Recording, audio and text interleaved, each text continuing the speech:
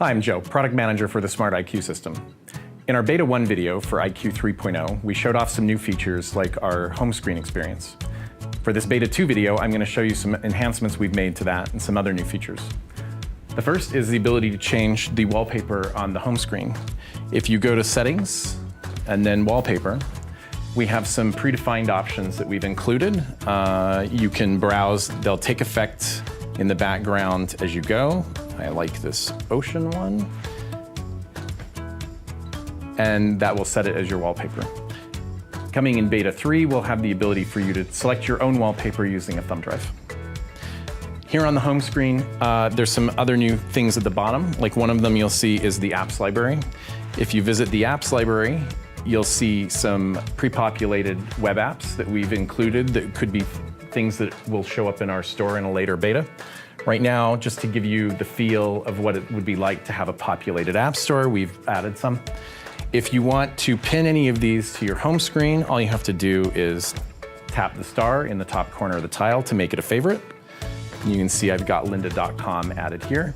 You can also add other things to favorites, like tapping the star on recents will pop them over into favorites. If you want to rearrange the way the tiles appear in favorites, all you have to do is press and hold to put the home screen in edit mode. If you press and hold again, it'll lift a tile and let you drag it around. Just position it where you want it to drop and let go. If you're moving a half-size tile, those will move just like they would otherwise.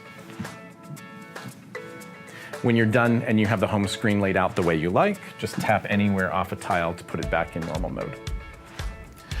So one of the other new features that we have is the ability for multiple devices to connect in Screen Share. So inside Screen Share Lobby, you'll see that we have 2 placeholder tiles for connections. When the first person connects, they will go full screen right away. When subsequent people connect, you'll see a notification appear at the bottom that a new device is connected. If you tap the screen, hitting the back button on the command bar will take you back to the Screen Share Lobby where you'll see both devices connected. The images that you see here, both devices are live.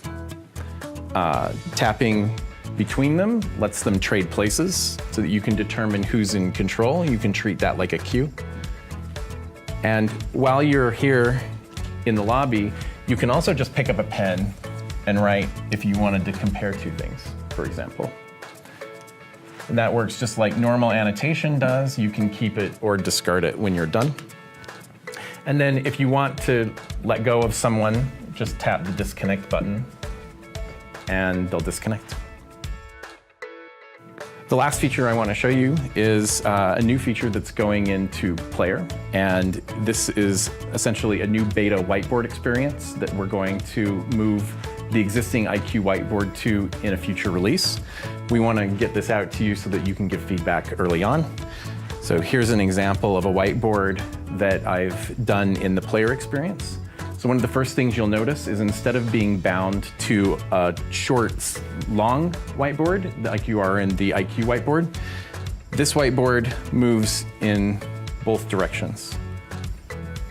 So we can pan up and down. We can do other things that Player allowed, like tap ink and move ink around.